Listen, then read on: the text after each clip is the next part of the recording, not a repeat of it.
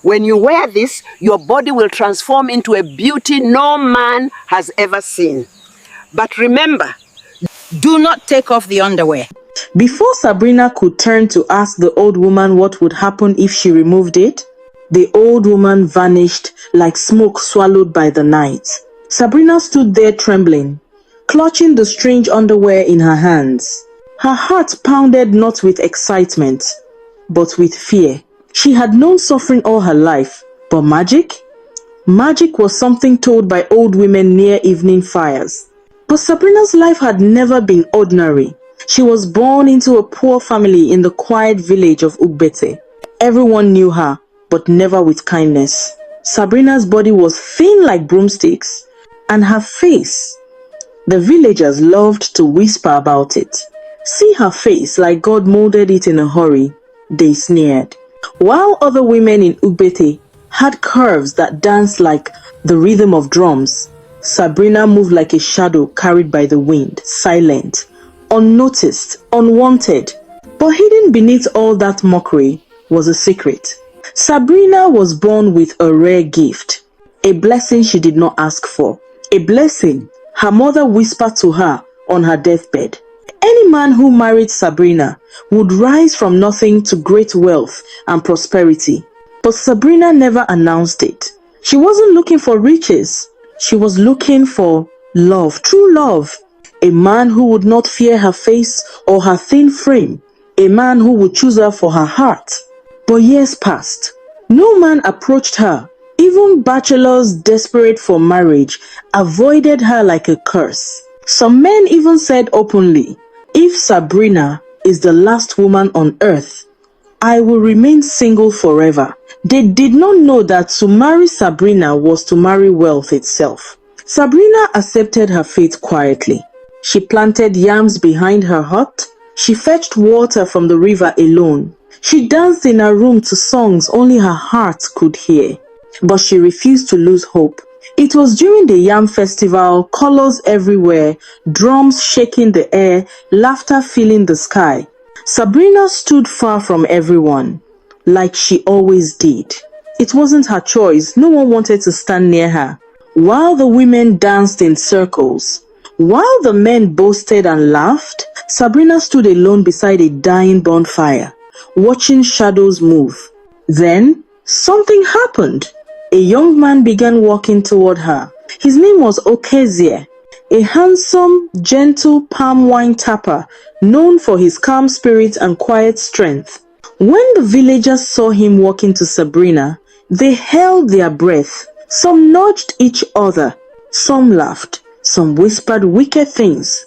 But Okezie ignored all of them. "Good evening," he said softly. Sabrina looked behind her to be sure he wasn't greeting someone else. "Me?" she asked. "Yes, you." Those two words entered her heart like warm sunlight. They talked and talked and talked. Okezie did not look away from her. He did not laugh at her. He did not shift uncomfortably. He listened. For the first time, Sabrina felt seen. At the end of the festival, he walked her home, through the quiet path that led to the outskirts of the village where she lived. He insisted. "I want to make sure you get home safely," he said. And from that night, everything changed. Every evening, just before dusk, Okezie would arrive carrying a small gourd of palm wine. Sabrina would bring out her carved wooden cups. They would sit outside under the orange sky, laughing, sharing stories, teasing each other. The friendship grew, the bond deepened, and slowly, gently, beautifully, love blossomed. True love, pure love, the kind Sabrina had waited her whole life for. Okezie loved her genuinely, not for beauty, not for wealth, not for what she could become. He loved her, her laughter, her quiet spirit, her strength, and Sabrina gave him the piece of her heart she had kept hidden for years. When they finally married, the villagers almost collapsed with shock. How can a man like Okezie choose Sabrina? What kind of charm did she use on him? This love cannot be ordinary. The whispers followed them everywhere. When they passed by, men shook their heads. Women hissed under their breath. Young girls mocked Sabrina openly, but Okezie held her hand tighter each time. And Sabrina, she smiled, because for once in her life, she had something no one could take from her: happiness. 2 months into the marriage, things began to change. Okezie's palm wine business suddenly exploded. Farmers from other villages came searching for him. People started buying in bulk. He became so wealthy that the villagers began to panic with jealousy. How can a common palm wine tapper become this rich? What is happening? Before long, they discovered Sabrina's secret. Now the same men who mocked her wanted her. The same men who refused to greet her now bowed before her. The same men who said they would rather remain single wished they could replace Okezie. But it was too late. Sabrina belonged to her true love. Then came the rainy night. The thunder cracked violently. The wind howled like angry spirits. Sabrina woke to find the door wide open. Okezie was gone. No footsteps, no struggle, no scream, no goodbye, just emptiness. Some villagers claimed spirits took him. Others said the gods were angry. Some whispered that jealousy had led to dark things. But Sabrina believed he was not dead. Her heart shattered into pieces too small to gather. After 2 lonely years without Okezie, Sabrina's life changed in a way no one in Ugbete had ever imagined. The same men who once swore they would rather remain single than marry her. The same men who mocked her face. The same men who laughed at her thin frame now lined up in front of her hut. They formed a queue that stretched past the old Udala tree. Men from neighboring villages traveled miles hoping to see her. Some wore their best wrappers. Some brought goats. Some brought yams. Some cried like babies, begging her to choose them. Sabrina had become the hottest cake in all of Ugbete. The beautiful maidens, those who once mocked her, watched with burning jealousy. They whispered behind her back. One day her secrets will come out. She must be using something to charm them. What does she have that we do not? Some even gathered courage, approached her, and asked, Sabrina, what are you using? Tell us your charm. But Sabrina only smiled, that gentle, quiet smile, and walked away without a word. They did not know the truth, that her blessing was a burden she never asked for, a gift the gods forced upon her, a gift that only brought her pain. Among all the men begging for her hand, one man stood out, Dele the fisherman, Dele the smooth talker, Dele, whose tongue was sweeter than ripe mango. He would sit beside her hut every evening, pretending to weep. He brought her roasted fish, fresh crabs, even small gifts carved from wood. Sabrina, he said one night, wiping fake tears, my heart beats only for you. Let me love you. Let me replace your sorrow with joy. Sabrina's heart was tired of loneliness, tired of being an object of mockery, tired of waiting for Okezie who never returned. So after many months of sweet words, after so much gentle attention, she agreed. She married Dele. Dele pretended to love her, pretended to cherish her, pretended she was his blessing from the gods. But once her gifts began to work, once fish overflowed his nets every morning, once money filled his pockets, once people started calling him the richest fisherman in 3 villages, his true nature came out. He stopped coming home early. He stopped eating her meals. He stopped sleeping beside her. Then one hot afternoon, the truth exploded through the village like fire. Dele had run off with a young woman from Ogbete town, a girl with round hips, glowing skin, and laughter like bells. He left Sabrina without a goodbye, without shame, without a single glance back. For the second time, Sabrina broke. Soon the whole region knew her story. If you want wealth, the villagers said, Marry Sabrina, but forget beauty, she has none.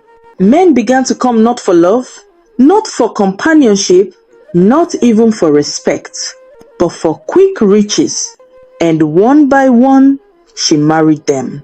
Not because she wanted to, but because she was tired of being alone, tired of the mockery, tired of nights filled with silence and tears.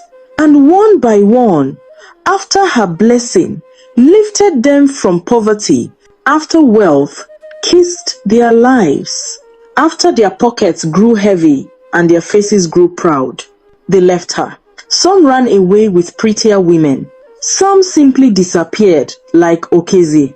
Some never returned home after tasting prosperity. Ugbete village began to whisper again, but this time with fear. There is something strange about her. Every man she marries becomes wealthy, then vanishes. Maybe she is cursed. Maybe she is a spirit. But the men kept coming. Some out of greed, some out of foolishness, some out of desperation. And every time Sabrina gained a husband, the village held its breath, waiting for the moment he would vanish. Her heart became a cracked calabash that could hold no joy. She stopped coming outside, stopped smiling, stopped believing she was worthy of love. Her heart became her hiding place, a silent grave where hope went to die. Some villagers pitied her, most mocked her. They called her the beautiful blessing wrapped in an ugly body.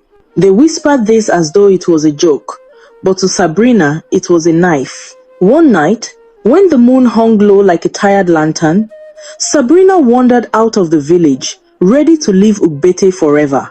Her steps were slow and heavy, her eyes swollen with years of betrayal, her spirit tired of carrying a blessing that only brought her pain. On the narrow forest path, the path where spirits were said to walk, she met an old woman. The old woman's white hair flowed like river foam. Her eyes glowed with something ancient. She looked at Sabrina as though she had been waiting for her. "Child," the old woman said, "beauty has punished you long enough. Take this underwear. Wear it when the moon rises. You will become what the world respects." She stretched out her wrinkled hand, holding a strange underwear made of silk that shimmered like water. Sabrina hesitated, but something stronger than fear pushed her forward. She took it. The old woman leaned closer and whispered, "But remember, do not take off the underwear. Not for any reason." Before Sabrina could turn to ask another question, the old woman vanished, like smoke swallowed by the night. Sabrina trembled, staring at the magical underwear. Her heart pounded with terror and hope. She had known suffering all her life. But magic? Magic was something told by old women near evening fires. Never something meant for her. Sabrina returned home quietly. That night, under the pale moonlight, she wore the underwear and slept. In the morning, life as she knew it ended. When she woke up, her skin blossomed like fresh yam tubers. Her shape curved like a goddess carved from pure light. Her face glowed like morning sun dancing on river water. She became a beauty no eye had ever seen. Even the birds outside her window gasped, their songs pausing in disbelief. The moment she stepped outside, the entire village stopped breathing. Men carrying firewood dropped them. Women pounding yam forgot to move. Children stood frozen mid-play. Some screamed, some fainted, all stared. The woman they once mocked, the woman they called ugly, the woman they avoided, now stood before them like a goddess descending from the sky. Sabrina was stunning beyond imagination. Suddenly, every man wanted her, not for wealth, not for blessings, but for her beauty. They brought yam tubers, they brought jewelry, they knelt, they begged. But Sabrina only smiled a small, secret smile, because the old woman's final words kept echoing. Beauty is a gift, but it always collects a price. And Sabrina knew this transformation had a dark secret, a cost she did not yet understand.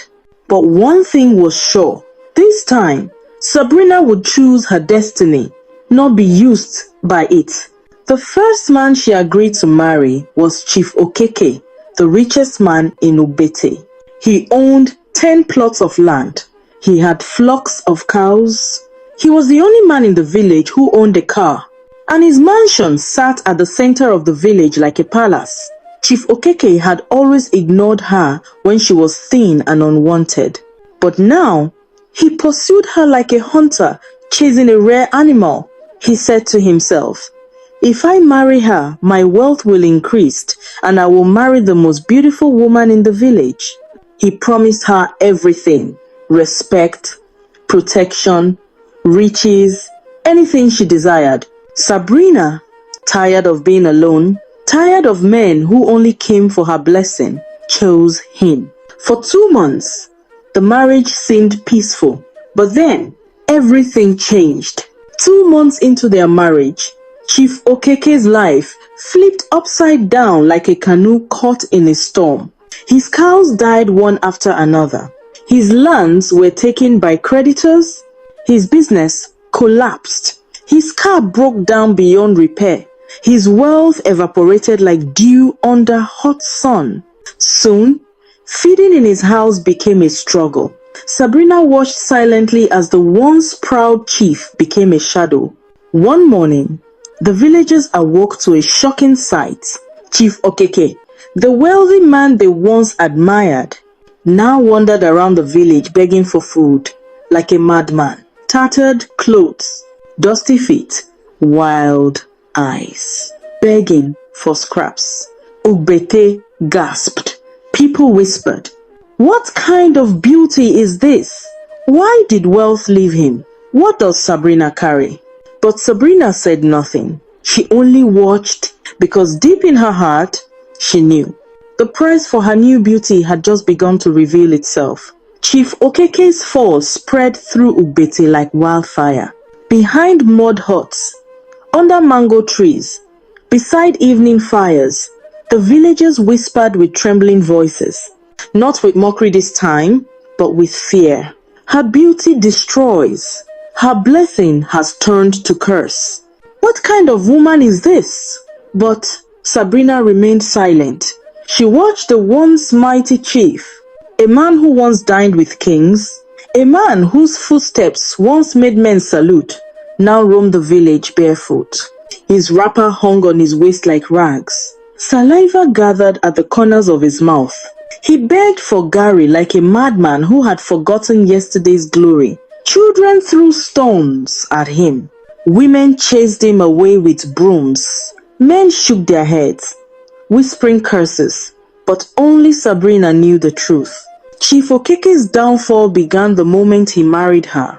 The same blessing that made Okezie rise, the same gift that lifted Delhi before betrayal, had now twisted into something darker, something alive, something hungry, and in her heart, Sabrina knew the truth she feared to say. It was connected to the underwear she had been warned never to remove. Soon, Chief Okeke vanished. One morning, he simply walked out of Ubete, and no one ever heard of him again. His disappearance added fuel to the fire. Yet, even with all this happening, the men still lined up to marry her. Some boasted, "Let me become rich first. Before her curse catches me, I will run away."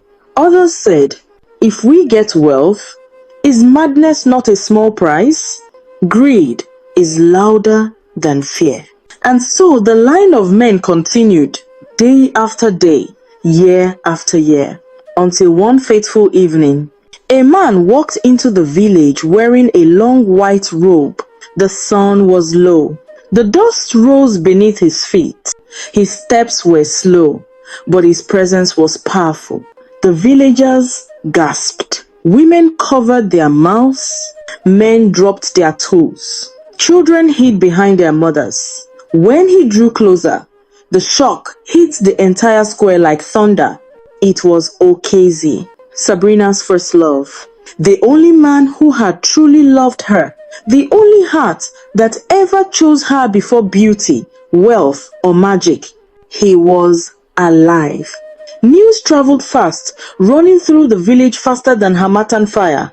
Sabrina heard it and bolted out of her hut, her wrapper flying behind her. When she reached the village square and saw him, her knees gave way. She fell at his feet, tears pouring down her face.